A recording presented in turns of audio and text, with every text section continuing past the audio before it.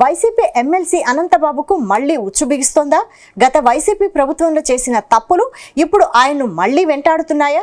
తాను ఎమ్మెల్సీగా ఉన్న సమయంలో డ్రైవర్ను మర్డర్ చేసి అడ్డంగా బుక్కయ్యారు ఆయన. ఆ కేసును కూటమి సర్కార్ తిరగదోడడంతో టెన్షన్ పడుతున్నారా? మళ్లీ కటకటాల వెనక్కి వెళ్లాల్సిందేనా?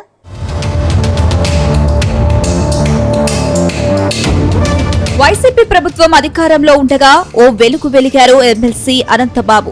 అప్పట్లో వైఎస్ జగన్ ముఖ్యమంత్రిగా ఉండడం, అధికారం చేతుల్లో ఉందని సొంత కారు డ్రైవర్నే హత్య చేశారాయన.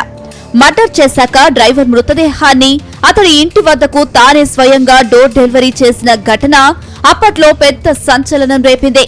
ఈ కేసులో నిందితుడు అయిన అనంతబాబు అప్పట్లో అరెస్ట్ అయ్యారు కూడా. రిమాండ్లో కొంతకాలం ఉండి బెయిలుపై విడుదలయ్యారు. ఆ తర్వాత కేసు విచారణ నీరుగారిపోయింది. కానీ రాష్ట్రంలో సర్కార్ మారిపోగానే దళిత యువకుడి దారుణ హత్యను కూటమి సర్కార్ సీరియస్ గా తీసుకుంది. ఆ కుటుంబానికి ప్రభుత్వం తరపున పరిహారం అందజేయడంతో పాటు వారికి న్యాయ సలహాలకు ప్రత్యేక న్యాయవాదిగా ముప్పాళ్ల సుబ్బారావును నియమించింది. ఈ హత్య కేసు విచారణను తిరిగి కొనసాగించాలా లేదా అనే విషయంలో రాజమండ్రి ఎస్సీ ఎస్టీ కోర్టు ఈ నెల 22న తీర్పు వెలువరచనుంది. దాంతో అనంతబాబు మెడకు ఈ కేసు చుట్టుకునే అవకాశం ఉందని అంటున్నారు.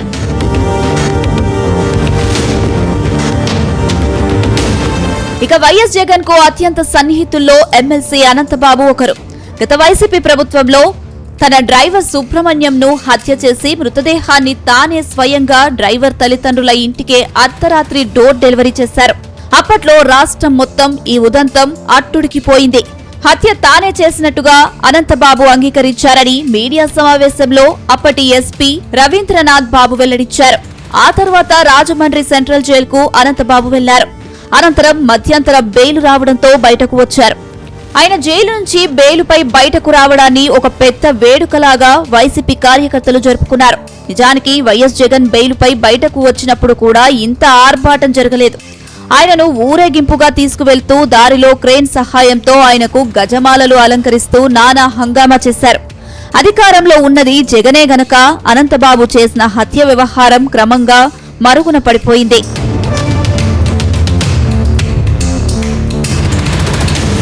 కానీ అనంతబాబు డ్రైవర్ హత్య కేసు వైసీపీకి తీవ్ర ఇబ్బందిగా మారింది. దాంతో అనంతబాబును పార్టీ నుంచి సస్పెండ్ చేస్తున్నట్లు వైసీపీ కేంద్ర కార్యాలయం ఒక ప్రకటన విడుదల చేసి చేతులు దులిపేసుకుంది. అయితే ఆయనపై సస్పెన్షన్ ఎప్పుడు ఎత్తివేశారో ఎవరికీ తెలియదు. ఆయన వైసీపీ నిర్వహించే ప్రతి కార్యక్రమంలో పాల్గొంటున్నారు. వైసీపీ ఉమ్మడి తూర్పుగోదావరి జిల్లాల కీలక నాయకునిగా వ్యవహరిస్తున్నారు. ఎమ్మెల్సీ హోదాలో ఇప్పటికీ అధికార సమావేశాలకు హాజరవుతున్నారు. తనకు ప్రోటోకాల్ ఇవ్వడం లేదంటూ అన్నవరంలో జరిగిన కళ్యాణం సందర్భంగా నానా హంగామా చేశారు. అయినా ప్రభుత్వం సీరియస్ గా తీసుకోలేదు.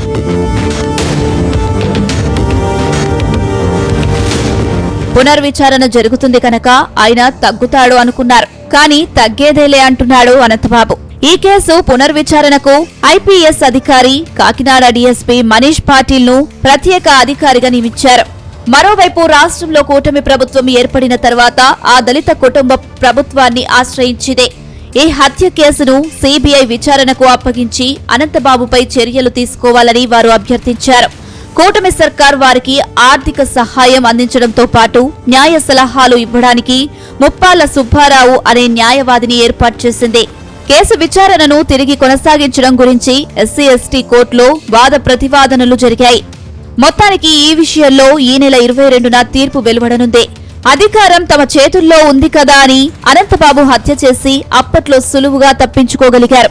కానీ ఇప్పుడు కేసు పునర్విచారణకు అనుకూలంగా తీర్పు వస్తే మళ్లీ కటకటాల వెనక్కి వెళ్లాల్సి ఉంటుందని వైసీపీ కీలక నాయకులు అంగీకరిస్తున్నారు.